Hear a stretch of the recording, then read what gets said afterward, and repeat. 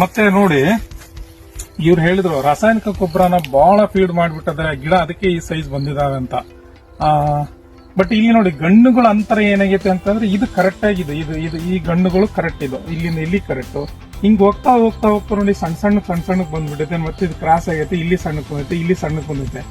ಯಾಕೆ ಹಿಂಗ್ ಆಗ್ತೈತಪ್ಪ ಅಂತಂದ್ರೆ ಇದರಲ್ಲಿ ಏನೋ ಪೋಷಕಾಂಶಗಳು ಸರಿಯಾಗಿ ಗಿಡಕ್ಕೆ ಸಿಗೋದಲ್ಲ, ಬೇರುಗಳು ಸರಿಯಾಗಿ ಬೆಳೆಯೋದಕ್ಕೆ ಅದನ್ನ ಏನೋ ತೋಟ ಮಾಡಿದ್ರಿಂದ ಉಳುಮೆನೆ ಮಾಡಿಲ್ಲ ಇವ್ರು. ಅವಾಗ ಏನಾಗ್ತದೆ, ಮಣ್ಣು ಬಿಗಿ ಆಗ್ತತಿ. ಮಣ್ಣು ಬಿಗಿ ಆದಾಗ ಏನಾಗ್ತತಿ ಅಂದ್ರೆ ಇದಕ್ಕೆ ಸರಿಯಾಗಿ ಪೋಷಕಾಂಶಗಳು ಸಿಗಲ್ಲ ಒಂದು. ಮತ್ತೆ ಪೋಷಕಾಂಶಗಳನ್ನ ಸರಿಯಾಗಿ ಇದಕ್ಕೆ ಏನ್ ಬೇಕೋ ಅದನ್ನ ಸರಿಯಾಗಿ ಕೊಡದೇ ಇರ್ತಕ್ಕಂಥದ್ದು ಒಂದು ಕಾರಣ ಆಗ್ತದೆ.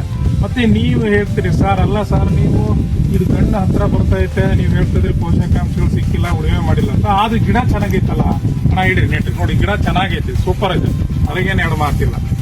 ಯಾಕೆ ಗಿಡ ಚೆನ್ನಾಗೈತೆ ಅಂತ ಅಂದ್ರೆ ಒಂದು ಯಾವ್ದೋ ಹೆಚ್ಚು ರಾಸಾಯನಿಕ ಗೊಬ್ಬರಗಳನ್ನು ಬಳಸಿದಾಗ ಯೂರಿಯಾ ಪ್ರಮಾಣನೋ ಮತ್ತೆ ಬೇರೆದ್ ಯಾವ್ದೋ ಒಂದು ಹೆಚ್ಚು ಹಾಕಿದಾಗ ಏನಾಗ್ತದೆ, ಮತ್ತೆ ಅದ್ರ ರಿಸಲ್ಟ್ ಅದು ಕಣ್ಣಿಗೆ ಕಾಣೇ ಕಾಣ್ತದೆ. ಎಷ್ಟು ಯೂರಿಯಾ ಹೆಚ್ಚಿಗೆ ಹಾಕಿದಾಗ ಏನಾಗ್ತದೆ, ಹಸಿರು ಇರ್ತದೆ.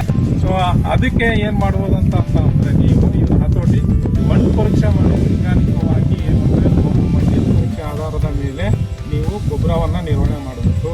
ಮತ್ತೆ ಸಕಾಲದಲ್ಲಿ ಔಷಧಿಯನ್ನ ಸಿಂಪಡಣೆ ಮಾಡಬೇಕು. ಅದರಿಂದ ಮತ್ತೆ ಉಳುಮೆ ಮಾಡಬೇಕು. ಅದರಿಂದ ಇದನ್ನ ಹತೋಟಿ ಮಾಡಬಹುದು.